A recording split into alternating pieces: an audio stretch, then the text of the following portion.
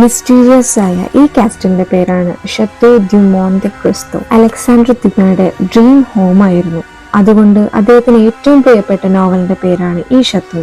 ഡ്യൂമോ അദ്ദേഹത്തിന്റെ സെർവൻസിനോട് പറയാറുണ്ടത്രേ, ഞാനല്ല ഇതൊന്നും എഴുതുന്നത്, my ink will write the story by itself. പിന്നീട് വർഷങ്ങൾക്ക് ശേഷം during the restoration of his desk workers found ഒരു തലയോട്ടിയുടെ ആകൃതിയിലുള്ള ഉണങ്ങിയ കറുത്ത നിറത്തിലുള്ള കറ.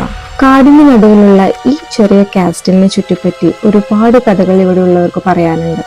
ഒരുപാട് സ്ത്രീകളുമായി ബന്ധമുണ്ടായിരുന്നതിനാൽ അതിനോടനുബന്ധിച്ചുള്ള സാമ്പത്തികമായ ഇടപാടുകളാണ് അദ്ദേഹത്തെ ഇത്രയും കടക്കിണിയിൽ എത്തിച്ചത്.